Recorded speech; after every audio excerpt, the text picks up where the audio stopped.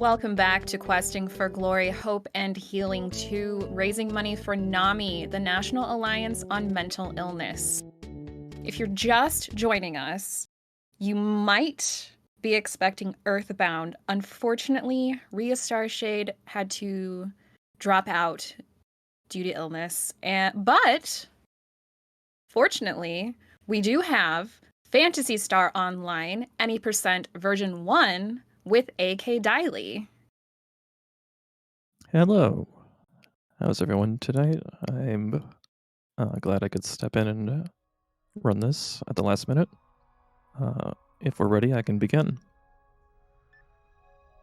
Oh, I'm ready. Alright. Then let's get started.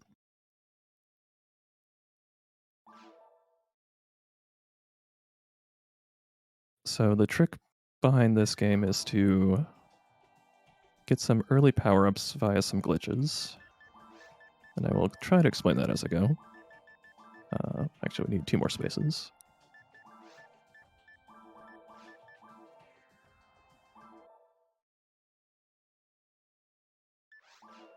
The game is a little bit broken, and actually there's been several console releases of this game. This is the very first one on the Dreamcast, and it gives us maximum potential to abuse the game. But something that's present even up through the GameCube and Xbox version is the ability to interact with 2 NPCs at a time, and that lets you do some pretty crazy things.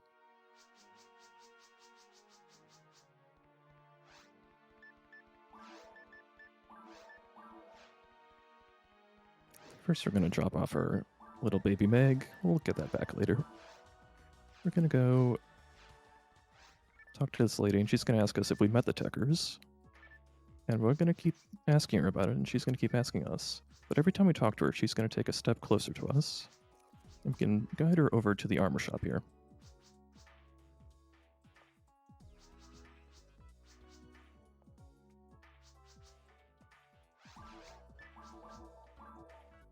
And through some shenanigans, we interact with the armor shop and her at the same time and unfreeze our character while in the shop. And now we have a menu open while moving.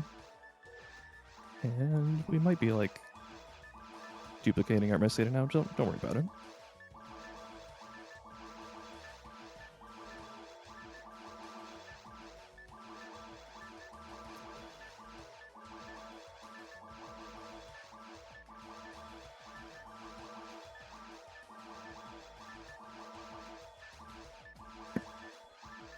Alright, so now we have like over 100,000 Macedo. That's the currency in this game. Now we're going to go buy a bunch of weapons.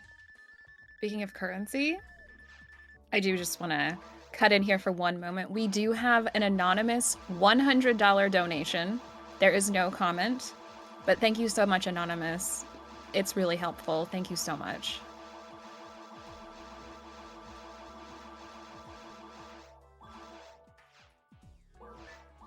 So we're buying weapons and equipping weapons from our normal menu at the same time. That lets us equip. As you see, all these weapons are getting equipped, and soon you'll see our attack power is going to go through the roof. It only works for every other thing we buy.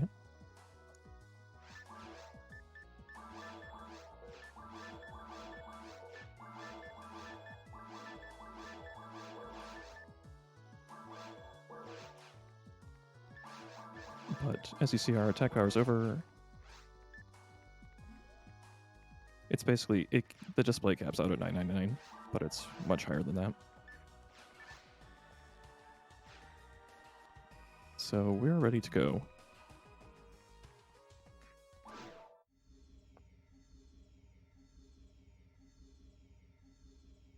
But yeah, basically, oh well, we've just gotten this map 3 times in a row today. Lots of practice runs had this as well. This is a very good map to see. We can bypass fighting anything at all. Normally you would have to defeat monsters to unlock doors, but doors are merely a suggestion in version 1. Your unarmed animation, at least as a Hughcast, I don't know if it's the same for all characters, pushes you back ever so slightly. And that little pushback doesn't work very well with the collision of this game on the doors. So we can kind of just keep comboing into the door just at a like 30 to 45 degree angle. And eventually we just kind of clip through the door like so. And that's Forest 1, the first area of the game completed with no kills.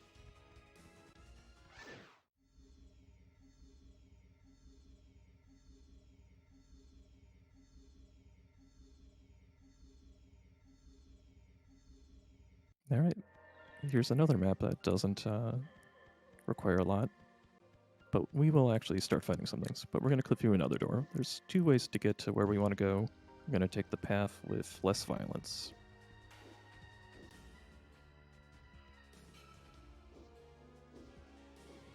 One thing, so I have a bunch of these sabers, and that's all I can use right now.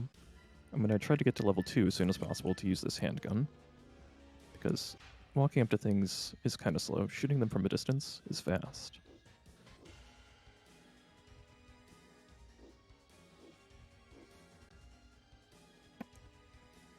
And we do have a comment in chat, pacifist-ish run. Is it possible to complete the game without killing anybody? It is not, because you'll still have to get through some doors, which are really tough to clip through. And the bosses are all required as well. Okay. In fact, the final room before the bosses are also required because the boss teleporters will not turn on unless you defeat that final room.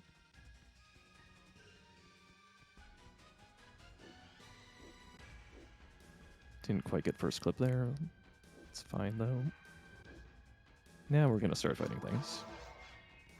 Because if we tried to clip through this door here, we would not only get bothered by this stuff,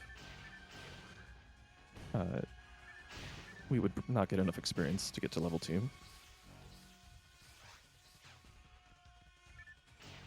Fortunately, we have to wait for the flying Mothman to come down to us. That wasn't too bad.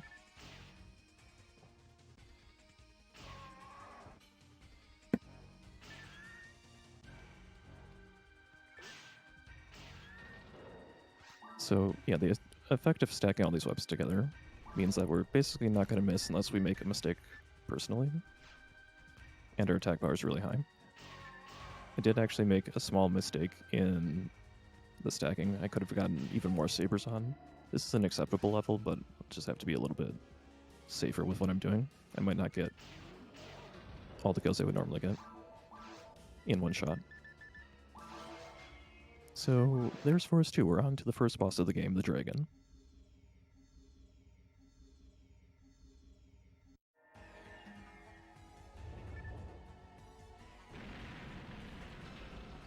This guy's very intimidating the first time you see him, but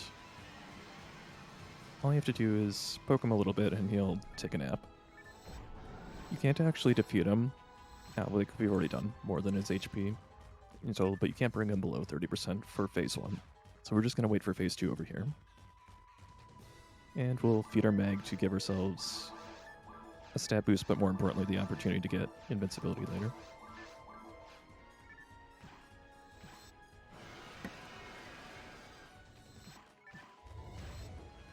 And he's down.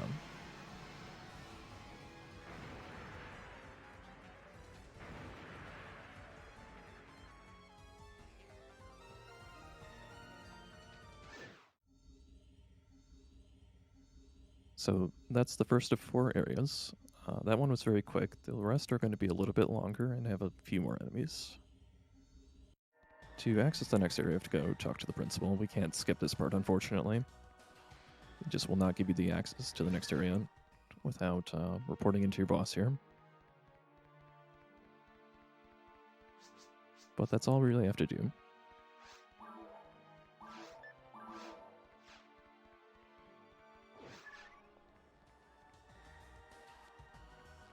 Now, we did talk about the different maps I was seeing. They were relatively low experience for this route. The caves also has each stage of caves has 3 maps to choose from. This one is one that's not very well regarded in other versions of the game, but we can skip a lot of it here. if I could aim. So now that we can equip this handgun, obviously we have a lot more flexibility than we did just with the saber. And it's going to be our main weapon for most of the rest of the game.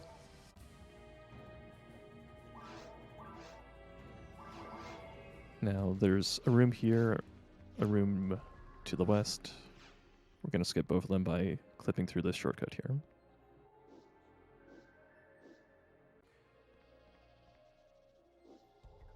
That shark was trying to bother us, but we went just outside the room. So he turned around and said, "Oh, I guess I can't see you anymore."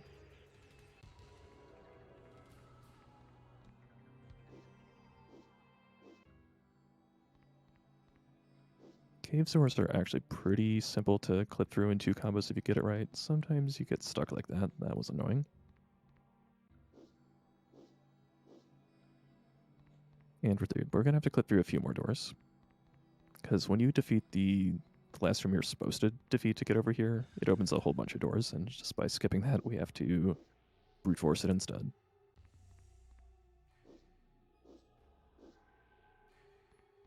Once you get far enough in, you can kind of just wiggle back and forth by 90 degrees to push all the way through. One last door.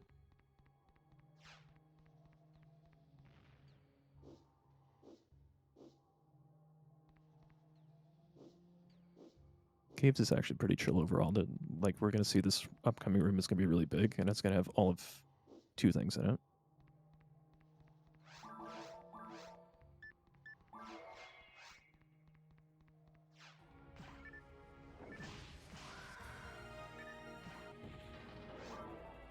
Okay, I found a barrier drop. That's actually a very important thing to get. Just in case the final boss gets an attack off, this will make sure that we survive it.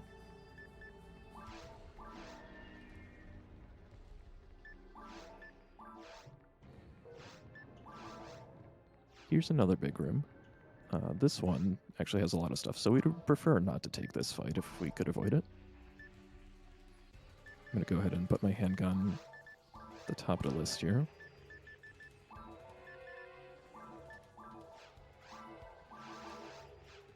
On later versions of this game, they give you access to a quick menu that you can press without bringing up the full menu. That is not available on version 1.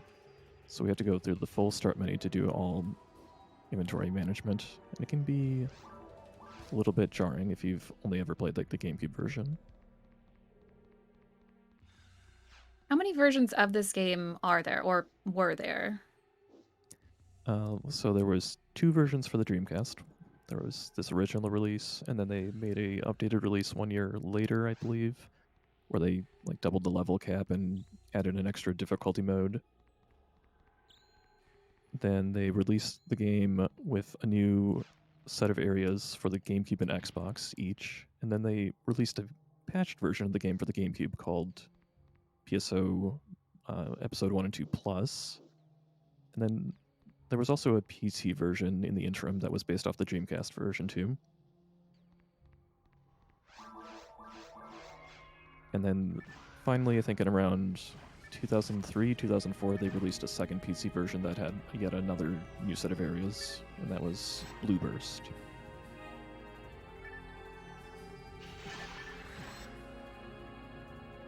So I already lost count of how many things I said there, but quite a lot.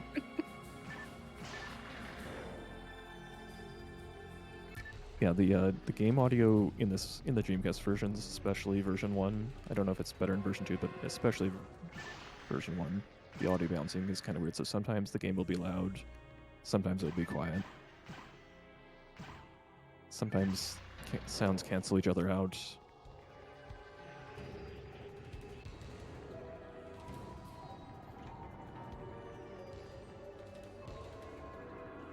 The key to going fast is knowing where things are going to spawn in. We're running as close to where you need to be when the door's going to open. Speaking of going fast, you mentioned that this was developed by Sonic Team. Yes. I don't actually know a whole lot about like about the Sonic Team organization itself, but I know they make more than just Sonic games. and this was kind of their answer to, I guess, Diablo. It was inspired a lot by Diablo. In turn, this game actually inspired Monster Hunter, weirdly enough. Really?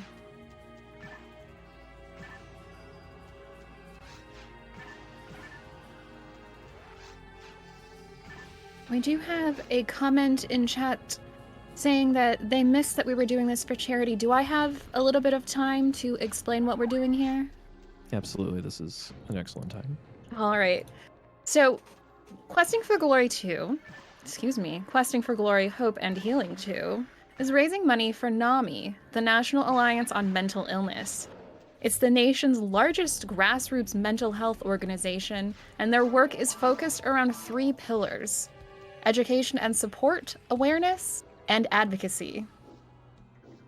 Via their 48 state offices and more than 650 affiliates, NAMI offers a host of signature programs, presentations, and support groups that are available free of charge. This includes a national helpline that can provide information, resources, and a compassionate, understanding, trained volunteer to support anyone who calls in. These programs reach more than 300,000 people a year and are life-changing opportunities for education, connection, support, and personal growth. And if you ever find yourself in need of NAMI's help, you can call the NAMI helpline at 800-950-NAMI.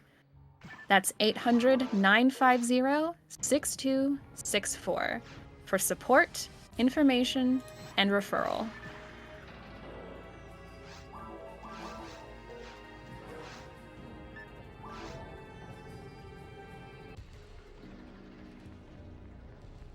So on my right, there is a giant pillar that normally you would have to activate to get to the final area of the game called the Ruins.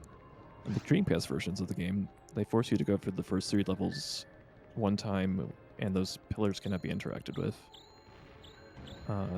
However, since we have the ability to door clip, we do not need to touch them now, and we don't need to worry about going back for them later.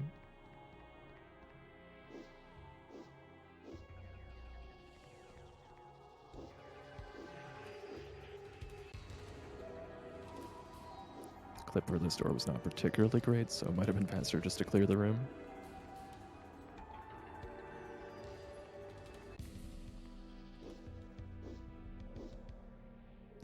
Yes, I have the knack. So that's a reference to a couple of the NPCs that you meet during the quests, that there's a locked door that only they will unlock if they're in your party. And then they just say, oh, is the door stuck? Here, let me take care of it. And they say, see? I've got the knack. I love when video games do that.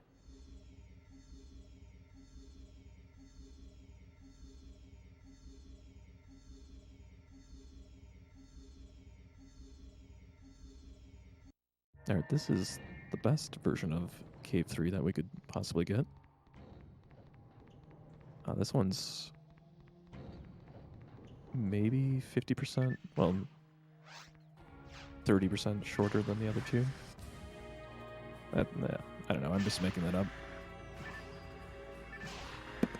Honestly, you can tell me anything and I'll believe you. Unfortunately, this game completely passed me by, so I'm very excited to watch this run. Yeah, and even though I'm playing this in a very glitched fashion right now, you can do this game in a glitchless fashion. You typically wouldn't do that as on version 1, just because it's really painful to not have the quality of life things from the other games in that context. But common runs you might see would be like glitchless on the GameCube, where you play as the Force character, the spellcaster, and then you're just flinging fireballs and eventually big explosive spells to clear out large chunks of enemies efficiently.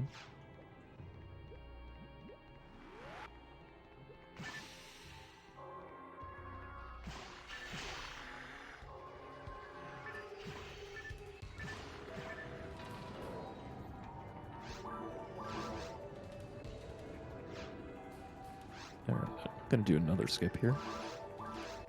Actually, I should open this door. That would No reason to skip a door that you can just unlock normally.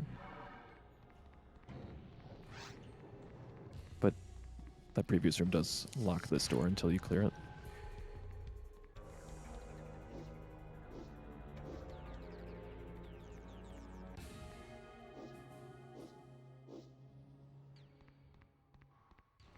Two and a few wiggles, not bad.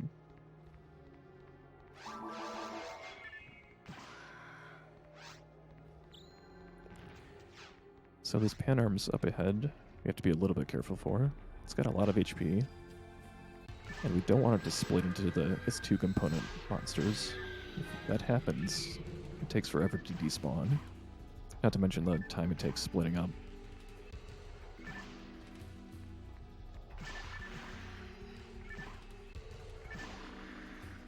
Alright.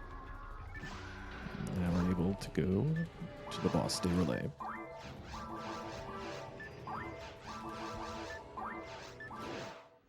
This guy is quite an ordeal, especially casually, but even to a speedrunner. Except maybe in this category. But he's just got so much HP, and his attacks are very deadly. And online, or in multiplayer mode, there's a certain attack that's just kind of guaranteed to kill anyone that's like at about a reasonable level for when you would first encounter him. So he's a big wall, and everyone hates him. Okay, I missed one of my shots, so we're gonna have to do a slow backup strat. That's a fine.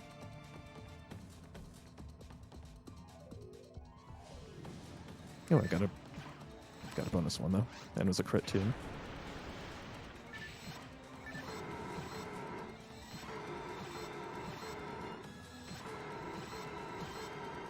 Oh, okay. Didn't have to dodge after all.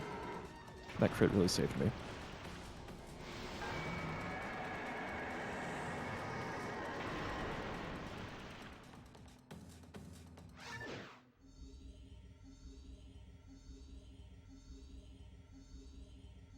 If I didn't make it with that final combo, he would have launched a tentacle at me, and it wouldn't kill me, but it would be very slow to get hit. So one more time talking to the boss here. He's just sitting at his desk. We can talk a little bit about the plot here. So this is the Pioneer Planetary Migration Project. We are on the ship called Pioneer 2, which is the second phase of the migration to this planet. The first wave was here. They built up all the stuff that we're traveling through, but then like they just all disappeared suddenly. And the principal's daughter, our boss dude, his daughter was among them. And so if you talk to him, he tries to like, he doesn't do a good job, but you get the impression that he's really worried about his daughter, and he'd really like you to find him, or find her. So that's kind of like a secondary quest on top of just figuring out what happened to the people of Pioneer 1.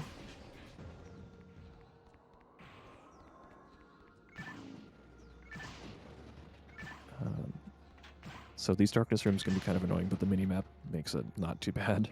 I just have to remember how to read the minimap.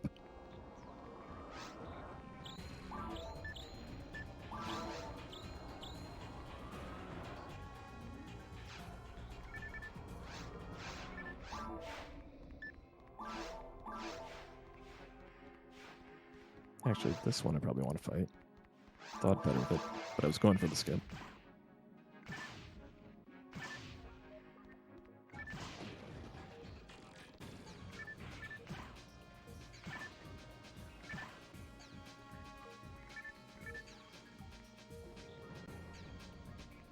It's probably about the same either way, because I'd have to skip multiple doors. That's always the trade-off here, is sometimes fighting things is fast, sometimes skipping things is fast. Actually, I don't know. Maybe I don't know what I'm talking about. It's alright, though.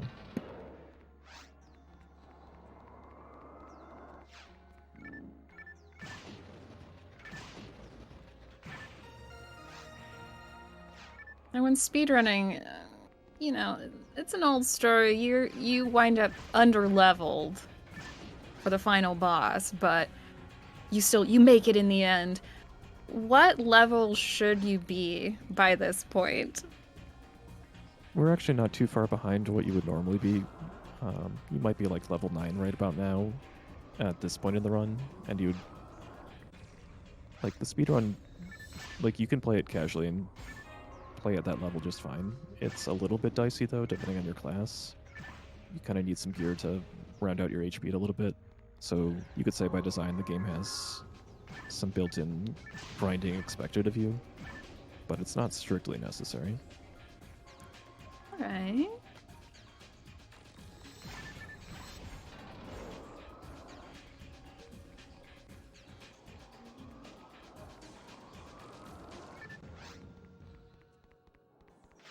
Do I have a little time to talk about our fabulous prizes up for grabs? Go for it. All right. So, the prizes we have available now. Whoa, these look promising. A Yakuza Omi Alliance Iron-On patch and a Yakuza Tojo Clan Iron-On patch, both available, potentially, for a $5 minimum donation each.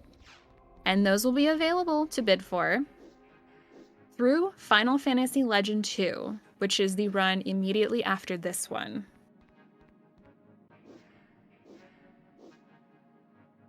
And those patches were provided by Wolfen Wings. Once again, the Yakuza Omi Alliance Iron-On patch and the Yakuza Tojo Clan Iron-On patch provided by Wolfen Wings, both $5 minimum donation, available through the end of Final Fantasy Legend 2, which is the run immediately after this one.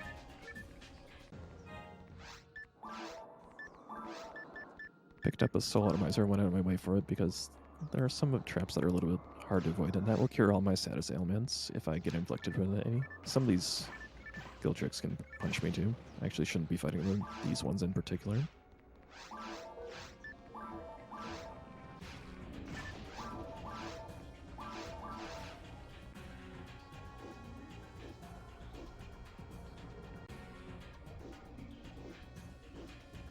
Taking my clips just a little bit too narrow.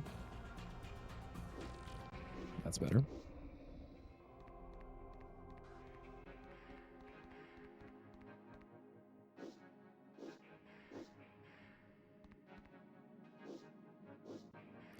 The other thing about the speedrun is, like, we don't take rooms that you don't have to do.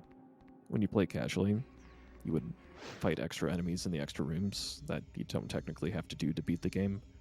So probably, like, typically you would end up around at least level 18, if not higher. The speedrun for this category probably ends at level 15 typically.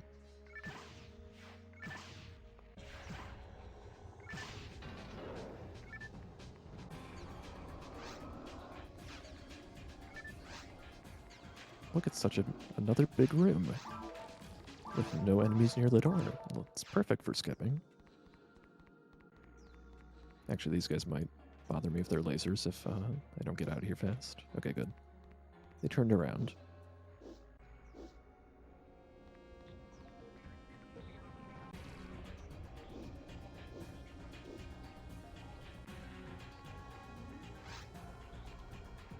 One advantage of the class I'm playing is I can see all the traps on the field, so I just have to choose not to walk into them.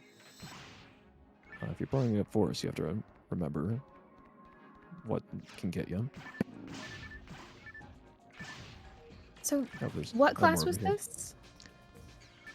So this is called the HuCast. It's a hunter android that's able to... Basically, the thing is it's not able to use any spells, but in turn it's got arguably some of the best offensive stats in the game, and you can see those traps on the field.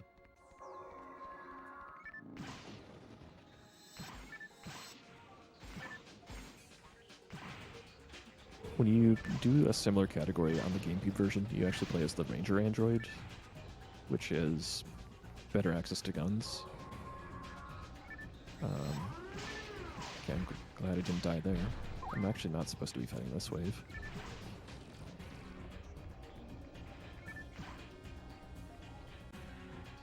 It's a little bit slower to fight that rather than just go through here. Yeah, in the GameCube version, you get access to use your own traps, and they are quite broken. I unfortunately shot the wrong dude. Those dupe chicks blow up when you hit the main switch behind them.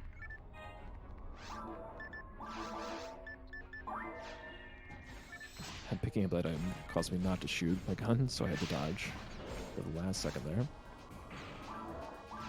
So I'm a little bit behind him feeding my Meg. But it did finally hit level 10, and so now I can start accruing Photon Blast Meter. And once that hits 100, I have a good chance of becoming invincible for 90 seconds. That's 1 minute 30 seconds. So it's very good to get.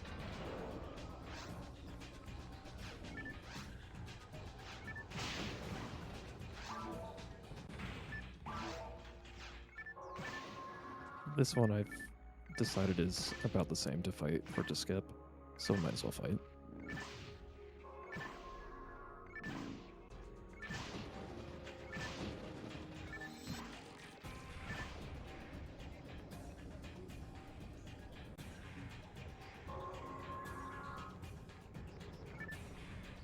I missed. I got smacked for it.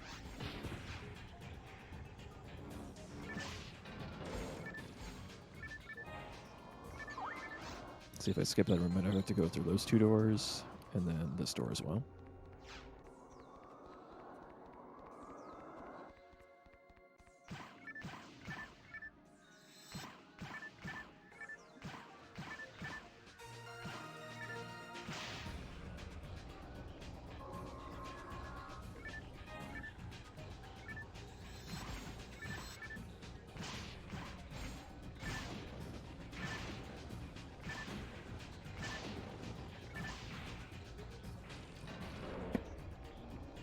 Alright, so this is the final room, so I can't skip this one. And there's going to be 2 competing waves. So you'll see monsters spawn even when there's other ones still on the screen.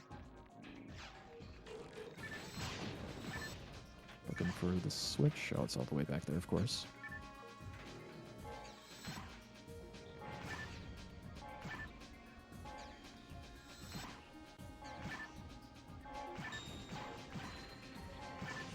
Oh, the game's reminding me that my inventory's full. Honking the horn every time I move over a green box.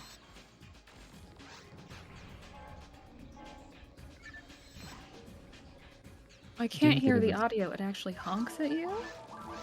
Oh yeah, it's going honk. Honk. Maybe we can get some $5 honk train donations going in chat, huh? How about it? Should do it. It's for a good cause. If you do it, I will say honk in a funny voice each time.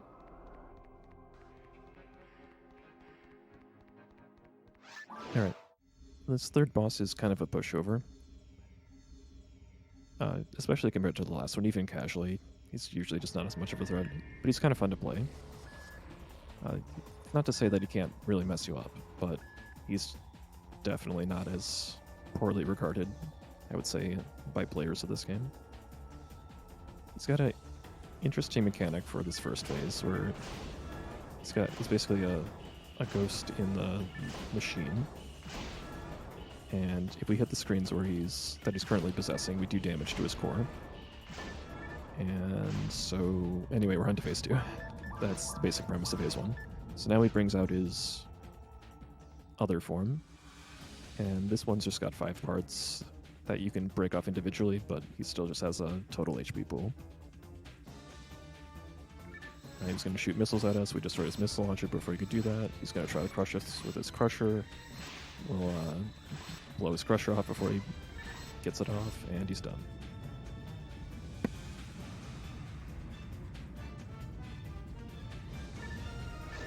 So here's what you have to unlock for those giant pillars to get to ruins normally. But this is actually one of the easiest doors to clip through in the entire game.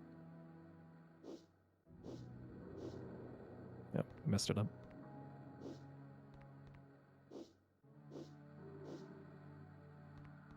once you get in just a little bit, then it's just... there's no resistance. So now we're into the final area of the game.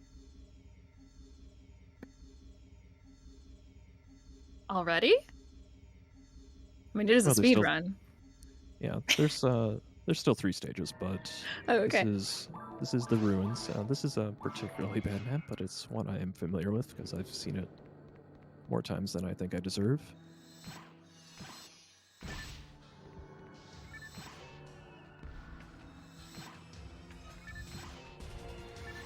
Unfortunately, we're not going to be able to do much more clipping through doors. The ruins doors are very hard to clip through, and it's usually not worth the time. So that big guy, the Dark Pillar, is one of the few things that can kill us if we leave it unchecked.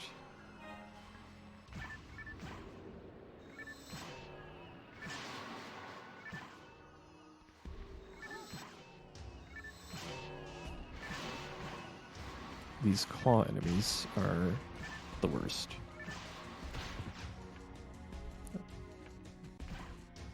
They don't have a lot of HP, they don't have a lot of attack power, but they just tend to be really annoying. So I got my invincibility activated because my photon meter hit 100. So for the next minute and a half, I can walk up to enemies with reckless abandon.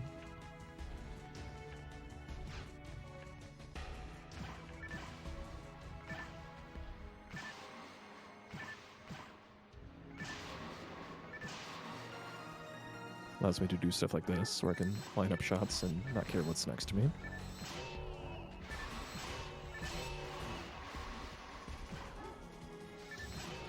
So my mistake at the beginning is starting to hurt me a little bit now, where I'm having to take 2 shots to kill some things that should take me just 1. It's not a huge deal.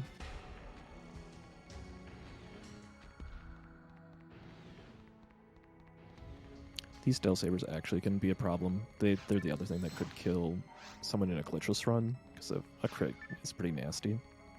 They tend to jump on you in unexpected ways sometimes.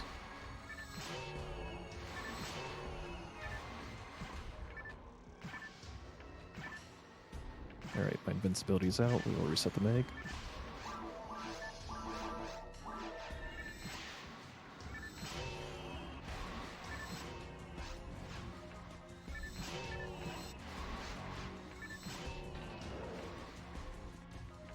Shoutouts to guys in chat who are explaining this game while I run, because there's a lot of depth to this game.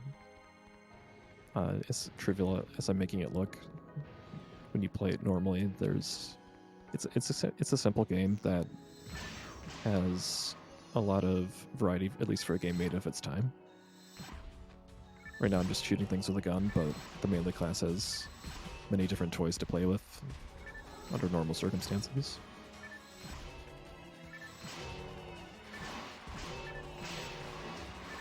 So this game made it to the West. Why did the second one take so long? I don't know if we've gotten any official explanation. The one that, yeah, they made actually a game called Phantasy Star Universe after this game, which was probably at the time considered to be the follow-up to this game. And then Phantasy Star Universe, you can say what you will about the game, it's a little bit different than this game. So eventually, for reasons, you could say, like, my opinion is that it's more marketing than anything, is that they brought back the name PSO. Because that game's also not a whole lot like this game, other than in some of the... It carries some of the themes, or like the sci-fi elements, but I wouldn't say it's the same kind of game. It's similar, but only in the same way that Phantasy Star Universe was similar.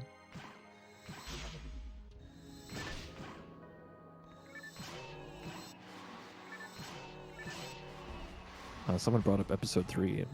That's actually a pretty cool game, but that's a game that's not at all like this game, because yes, it was a strategy RPG card game, and it came out not too long after the GameCube release. So if you bought that thinking you were getting more action RPG, you were going to be sorely disappointed. But it's actually a pretty cool game. It just has some of its own issues.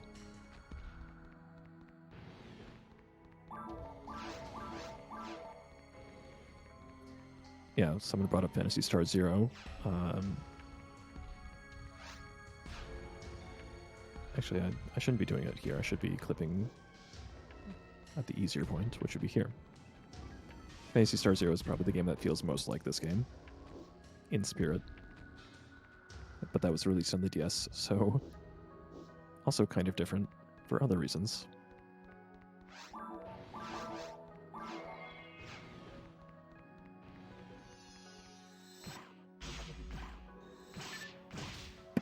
Dill Sabers have this ability to block your attacks, but they only have so much HP of damage they can block. But otherwise, they can they're like the one thing that can stop this ultimate gun.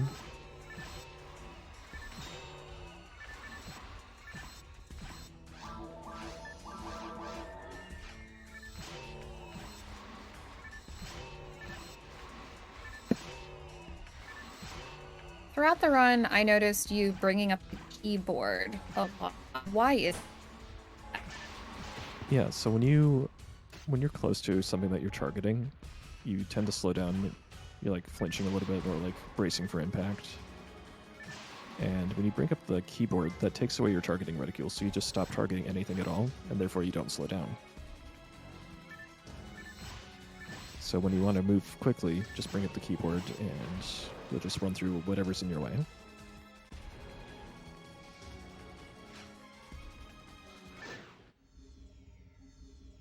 And sometimes you'll see me bring it up even when there's nothing nearby. It's just kind of a habit to do an attack combo and then bring up your keyboard so that you can move freely.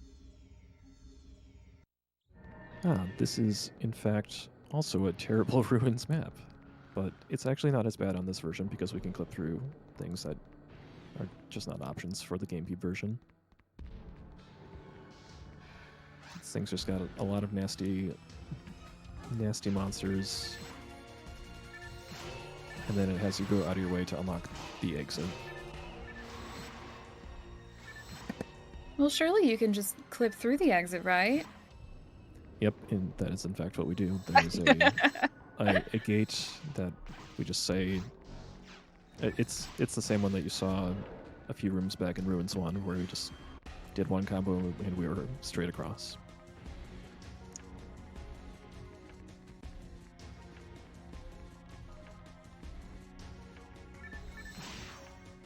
So Dark Gunners also do not take damage until they enter their attack phase. But it's only a little bit of time that we have to wait for that.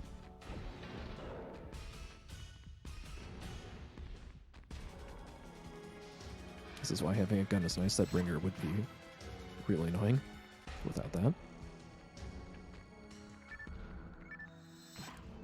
Now that combo I did just there only really works on the Dreamcast version. The attack arc is much kinder on, or like the lock-on arc is much nicer on the Dreamcast version. Otherwise you just tend to... I keep getting hit by this class. Otherwise you have to like manually retarget after every single hit in that situation.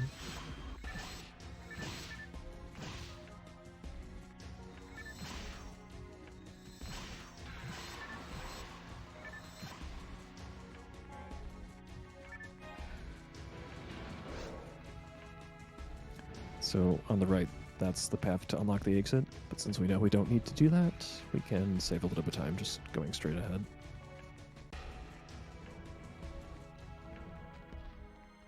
You see that opening up the keyboard is actually one of the most common uses, just to walk through traps, because you would flinch as you went near a trap that you might be able to shoot down. Wow, this camera. Let's back it up and be safe here.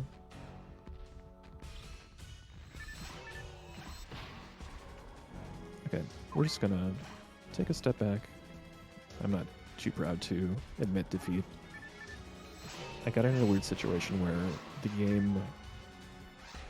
Wow, okay. The game considered me outside the room for purposes of my targeting, but not for the monster's targeting. So they could still hit me. So I had to do a full retreat to get them to back off.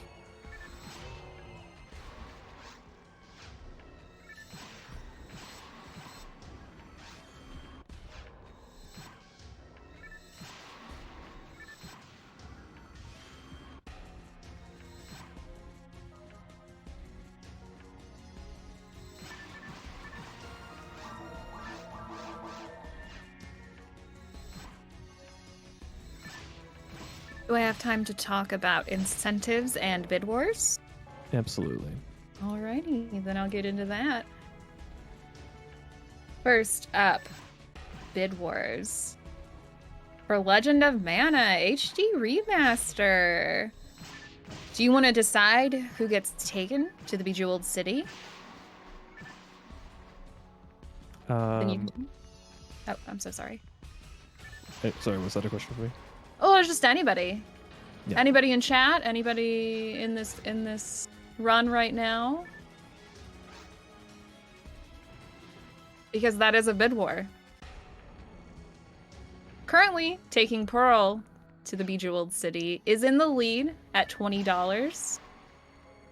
We've also got the option to take Elazul to the Bejeweled City, but that's currently at $0. So right now, it's anybody's game. Either of them could win. We've also got a bid war going for naming the main character for Legend of Mana HD Remaster. Right now, Chumpy is winning at $20. There are no other options, but if you donate now, you can pick the character's name. Wouldn't that be great? You can also decide the gender of the main character. Right now, female is winning. Personally, I'd like to see that. But if you want male, it's at $0. You can get that up there and get that winning. And I want to remind everyone that we do have a couple of prizes available through the next run. Yakuza Omi Alliance Iron-On Patch, available for a minimum $5 donation. And Yakuza Tojo Clan Iron-On Patch, available also for a minimum $5 donation. Those are provided by Wolf and Wings and are available through the end of Final Fantasy Legend 2. That is the one right after this run. So we just clipped across that exit barrier, and I didn't even think I got it right, and I still was able to just walk right through it.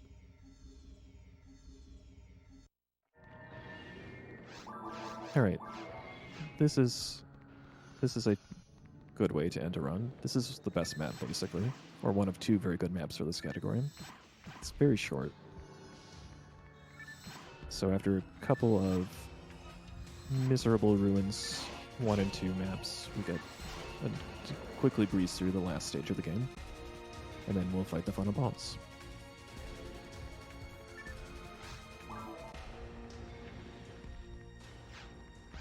So basically we've come down to the planet Rigol, where Pioneers 1 had settled, and the further down we go, the crazier things kind of get. Nice Robardo disc, by the way. You'll see the walls are kind of biological, and they have some growths on them. It's kind of creepy.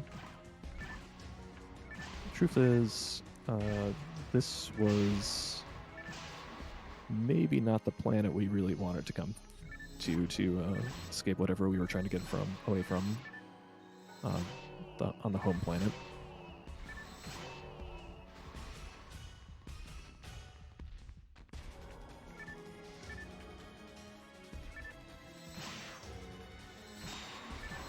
Oh, out of range.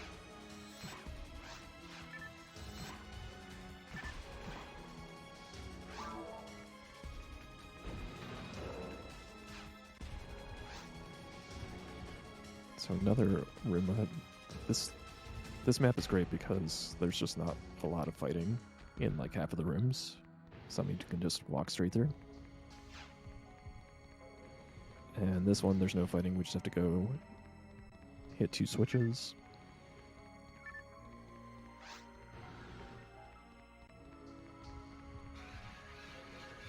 One thing I forgot to mention, so the map luck is actually, it's what makes this run unique.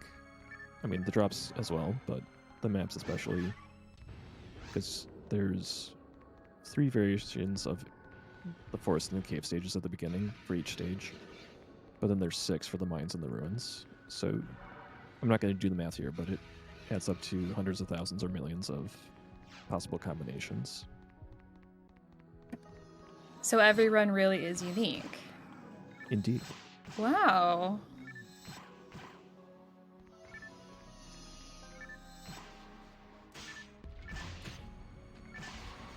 Okay. I had to heal there because otherwise I might have actually taken a death. Because he was gonna... That sorcerer over there was gonna cast a Refoy on me. And that would have not been a fun thing to take at 70 HP.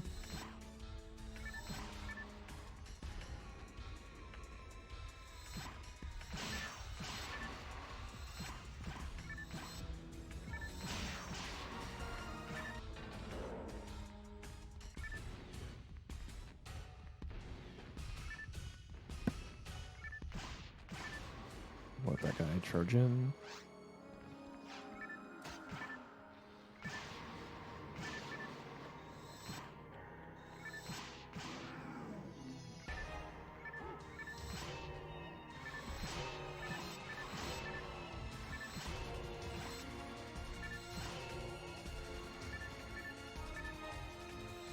Oops.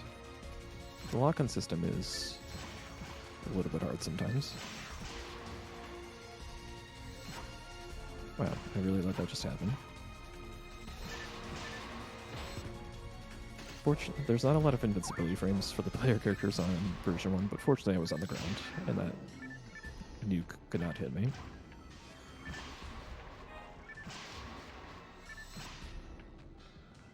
Oh, the sorcerer does not want to play. Alright, the iconic long hallway, when you know you're getting close to the end. This is one constant throughout all of the rune's 3 stages.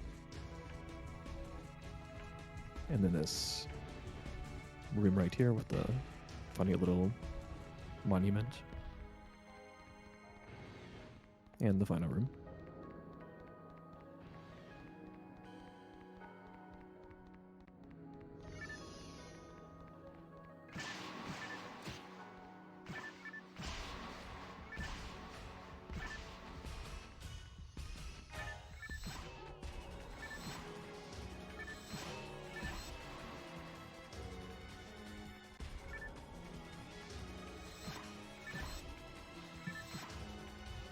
This is an absolutely excellent looking game, and the monster designs, I'm in love. So, which one would you least want to encounter on your way home from work? The claw. Actually, the bull claw, because it spawns more claws. Oh no! You could take it, right? Yeah, but I still don't want to see it. Okay, alright. So this doesn't look so bad, right?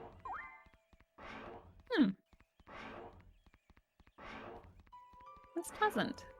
And suddenly faces on the floor. Oh no.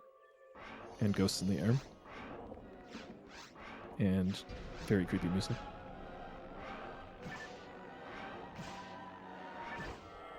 It's fine. It looks fine to me. It's just a Halloween party. It's just a Halloween party. Just a late Halloween party. Oh, I was locked on it, but it slipped off there. So that's Darkfall's phase 1. The strategy here is kill him before he kills you.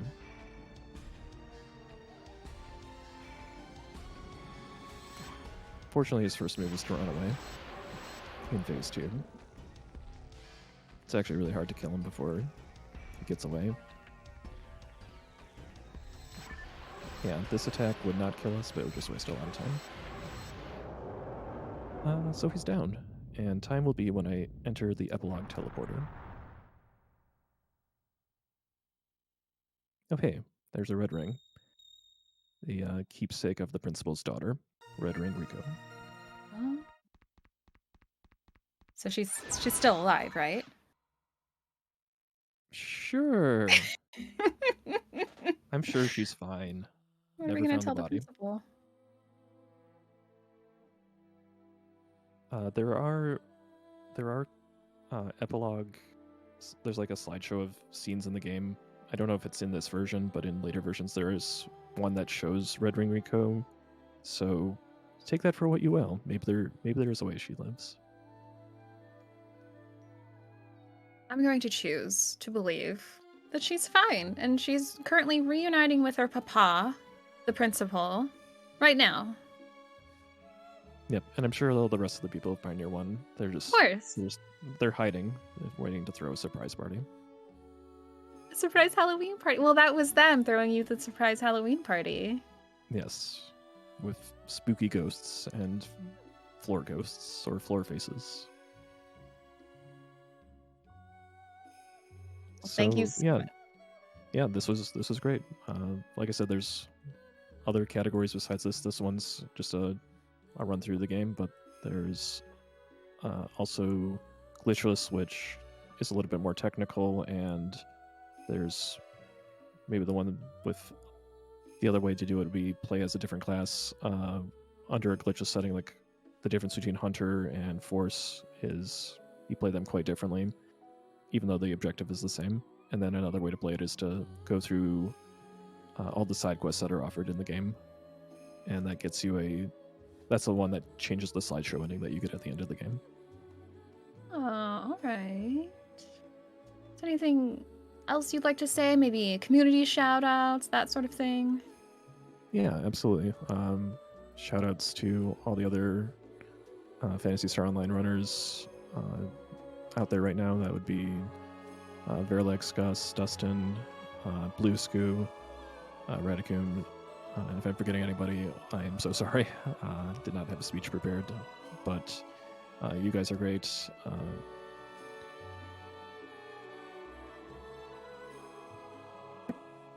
I don't think I have anything else really to say other than thanks for having me. I'm glad I was able to fill in.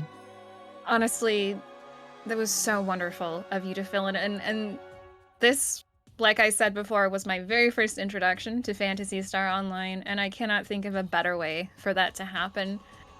Thank you so much, AKDylie, for showing us Phantasy Star Online. Ending time 52:55. It's amazing. And during that run, we did have a couple of donations come in. $20 from Steel Morrigan, no comment. Thank you so much for that $20. And $25 from Operator, also no comment. Thank you so much for that $25.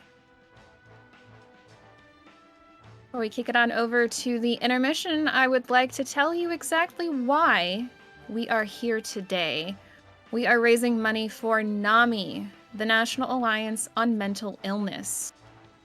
NAMI operates a national helpline available Monday through Friday from 10 a.m. to 10 p.m. Eastern Time, which provides information, referrals, resources, and a compassionate, understanding, trained volunteer to support the caller. If you need to call them at the NAMI helpline, go to 800-950-NAMI. That's 800-950-6264. Coming up next, we have Final Fantasy Legend 2 and any percent glitchless run from Turima.